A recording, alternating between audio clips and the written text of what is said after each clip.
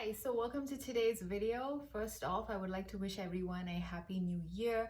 And today's video is basically about products that I discovered in the year 2021.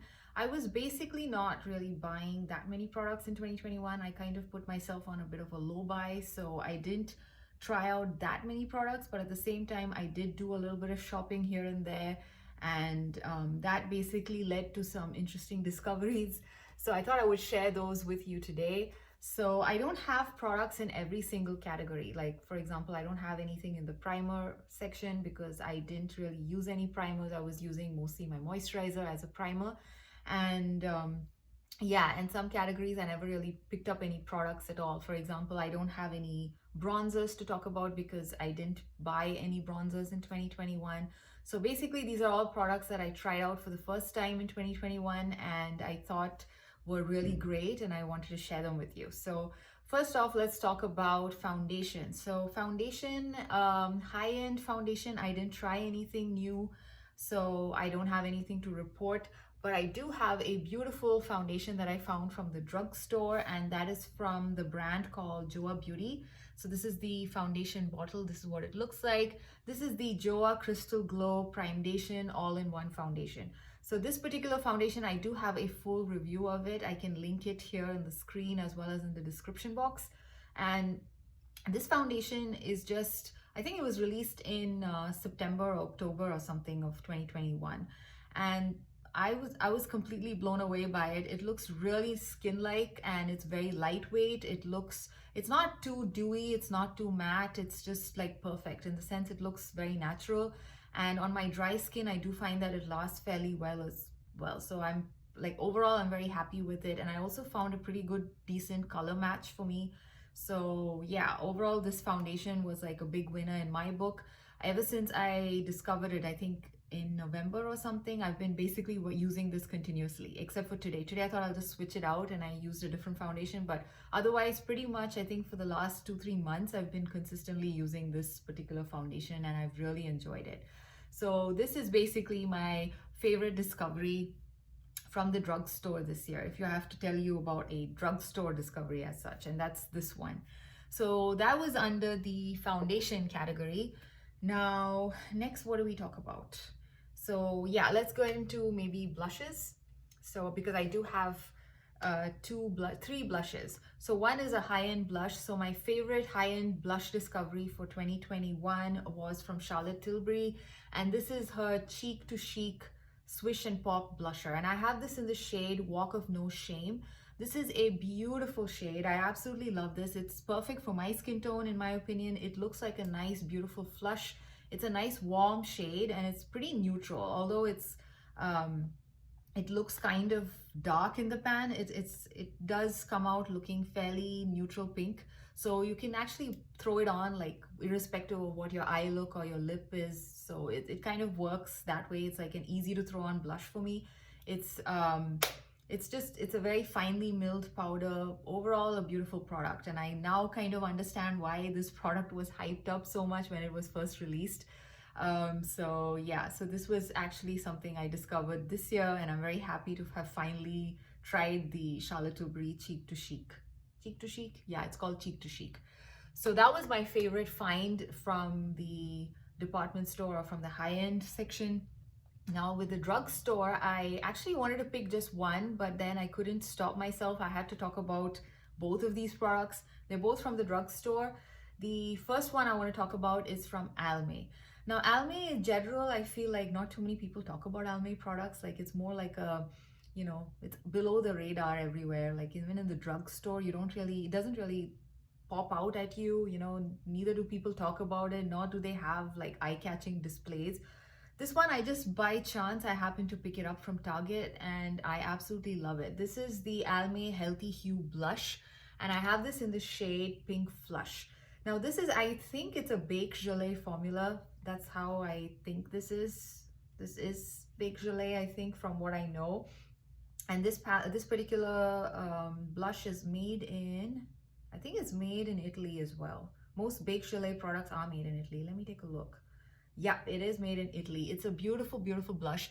It's a very nice warm pink and it just makes your face look really nice and fresh, and it's a very happy blush. I don't know, it kind of always makes me happy. I just like looking at it. Just looking at it makes you happy, and also wearing it makes me happy. So overall, it's a pretty nice blush. It has very little kick up, probably because it's baked gelée, and it also kind of, you know, literally melts into your skin. It looks very much one with your skin, and that's the kind of blushes that I really enjoy. I don't like blushes which look powdery on your cheeks, and this doesn't do that. So this is my favorite blush pick from the drugstore, in addition to this one. So the other one is from this brand called Found. Now this particular blush has been around in the market for a while. I know that this was probably talked about a lot a couple of years ago, 2-3 years ago, when this brand called Found released at at Walmart. And yeah, and I think they were kind of hyped up for a little bit, and then everybody forgot about them. So I've never really tried anything from this brand, and this year this was the first product that I tried from them, and this blush is just beautiful. This is actually very, very reminiscent of Laura Geller's Balance and Brighten blushes, which are also like these kind of marbleized baked blushes which are made in Italy. This particular one is made in Poland. Yeah, it's made in Poland, and it's a bit more powdery than the Laura Geller ones, but they still look beautiful on the cheeks. They do have some level of powder kick up, but on the cheeks they look absolutely beautiful. They look as good as the Laura Geller ones, in my opinion. And these are, I think, priced at roughly $7 or $8. I picked this up at Walmart online. I believe they do have a website of their own as well if you want to pick up you know, a lot of their products. So yeah, I'm just trying to remember the price. I think it's like $8. I'm pretty sure it's less than $10. So it's a beautiful blush. And this one also, I don't think it's too expensive. I picked this up on Target with some coupons, so I don't remember paying much for it. I think this is also below $10.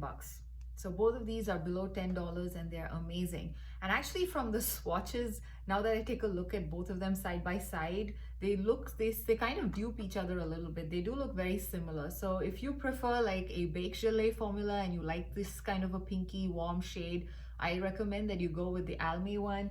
And if you prefer like a, you know, a baked formula, which is like the, you know, Laura Geller style of product, then you can try out the Found Beauty one from Walmart. Yeah, that's where I picked it up. So those were the blushes that I found or discovered in 2021. Now let's talk about a highlighter. So a powder highlighter that I absolutely loved, which I found this year, was from Kiko Milano. This is from one of their limited edition collections, which is called Unexpected Paradise. And I have this in the shade 01 Light of Venus.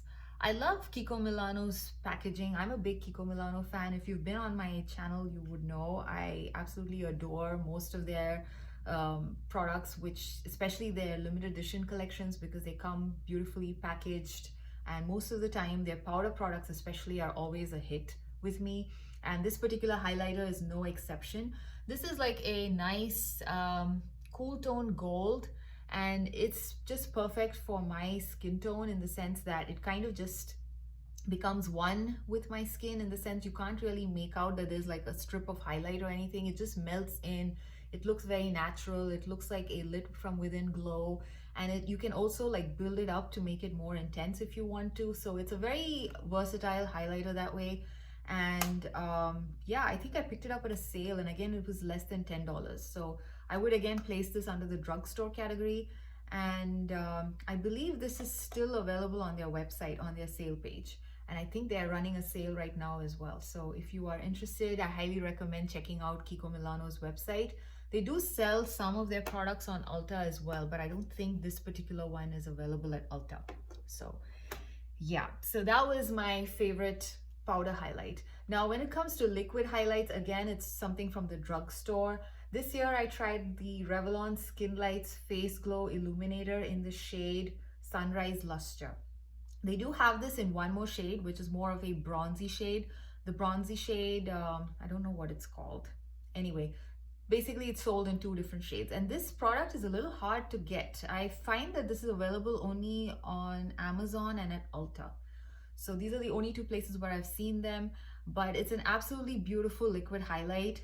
This is my favorite highlighter to mix in with foundations. It just always amps up the glow of whatever foundation you're mixing it with. So yeah, that's primarily how I like to use this.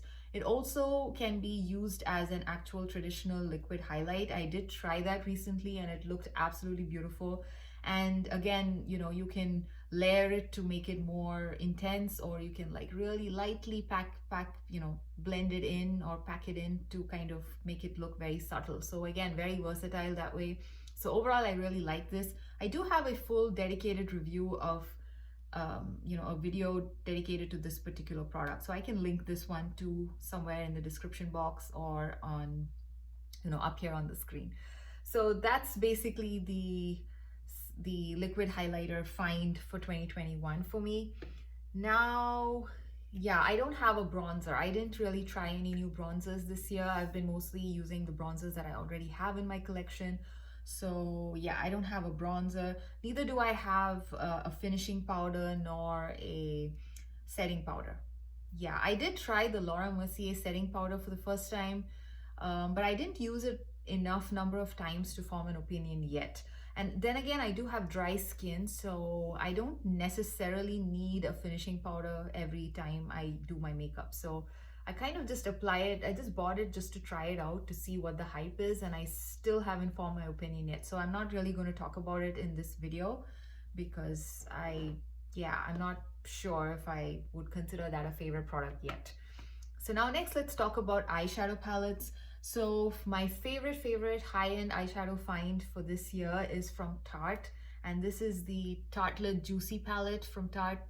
I think this was released the early part of last year of 2021. And this palette, it's almost like this palette was made specifically for me, because these are the kind of shades that I always gravitate towards. These are like my kind of neutral shades, the pinky rosy tone shades that this one has. It has the perfect match of, you know, shimmers and mattes. They're like beautiful matte shades. These mattes blend really well, they layer really well, they don't get muddy, and the shimmers are also very nice. And this is my first time trying Tarte eyeshadows, and I'm pretty impressed with the shimmers. I've heard a lot of people complain about Tarte shadows being hit or miss, and I think this is one of their probably better palettes, and that's probably why you know, every single shade in this seems to work for me. I mean, it's really beautiful, and I think generally everybody likes this particular palette. It's considered one of their better palettes that they've released in the last couple of years. So yeah, so this is again a palette that I have a full review, so I can again link that particular video if you want to look at the detailed swatches of this particular palette. So yeah, so this is my favorite for high-end eyeshadow palette find of 2021. So now for the drugstore version, or the drugstore thing for the eyeshadows, I do have two palettes. I actually wanted to pick just one, but I was finding it very difficult to choose between these two palettes. The two palettes that I have are one is from Flower Beauty, the Jungle Lights palette, and the other one is the Essence 6-pan eyeshadow palettes that they recently released. I have this in the shade Dancing Green. So first, which one shall we talk about? I think maybe we'll talk about the Flower Beauty one. The Flower Beauty one has been in the market for a couple of years. Yeah, maybe like for 2-3 years perhaps. But I got around to trying this only in 2021, and I'm super glad I did, because these eyeshadows are amazing. The formula is super creamy. They layer really well with, you know, mattes that you use from other palettes, because this is an all shimmer palette, so you do need to pull in some mattes from somewhere, some other eyeshadow palette. And they have almost zero fallout for such an intense you know, glittery shade. All of them, they just have no fallout. They're so creamy, and you don't even need a primer. I didn't use a primer, and it works really well. They are just phenomenal, and they are super intense as well. So if you enjoy intense, you know, high shine foiled metallics, and you're looking for something which is not too expensive, I highly recommend the Flower Beauty Jungle Lights palette. And if this particular color combination is not your thing and you want something more neutral, they did recently release another version with a similar formula, which is called the Desert Lights, which are more neutral shades. So that is something I hope to pick up in 2022, because I really like this particular one. I personally actually like all these colorful shades. I really love the green. The green is one of my favorite shades in this palette. Also this lilac-y shade down here. So yeah, so this is one of my favorite drugstore eyeshadow palettes. I mean, the formula is just absolutely beautiful. A lot of people compare this with Sydney Grace's eyeshadow palettes.